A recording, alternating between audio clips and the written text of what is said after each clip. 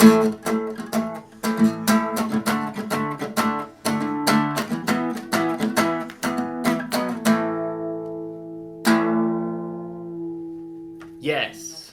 Yeah, I really love going to the movies with you. I like it when we go on dates. But sometimes you walk out a movie and you'd be like, it was 30 minutes too long. And I'm like, you're a fucking child.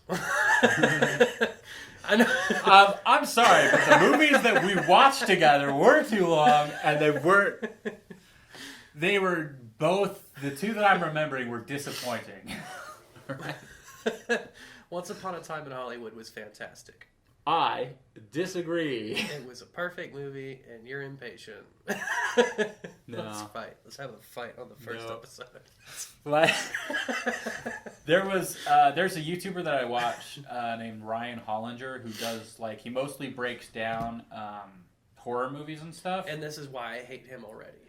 But he's actually, like, really smart. I think you'd like it. It's, like, a lot like... he takes an authoritative tone on something he's not a professional at. No. And he can fuck off. It's a lot like Lessons from the Screenplay. Like, it's that kind of quality. And I really love his videos, but he's also a book-thumping goon who doesn't write scripts. Well, sure. Actually, I think he did write a script. But I'm sure he has wrote a script. Yeah, I've wrote a script. Yeah, we've all written scripts. Who hasn't written a script? I've got a script in my pants right now. Prove it. So I'm running one. Gross. No, but he talked about Once Upon a Time in Hollywood and broke down a lot of the stuff.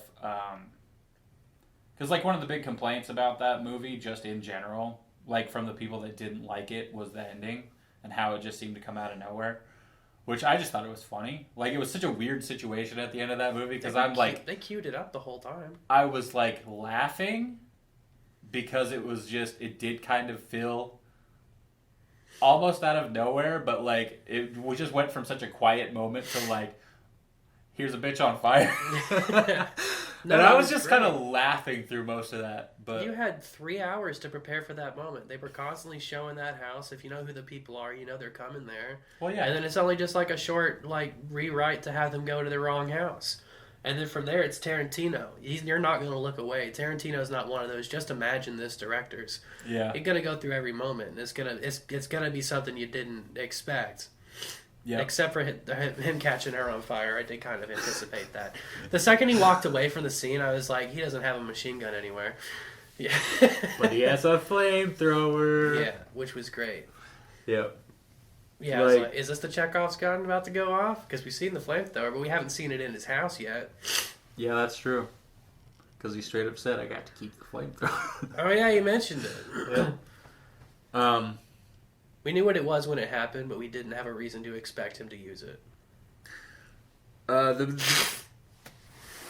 Basically, whenever I saw, like, this dude, he broke it down and everything and explained kind of what he got out of it versus, like, because it was still kind of an opinion thing. Yeah, an opinion that you agreed with, that you sought out on the internet.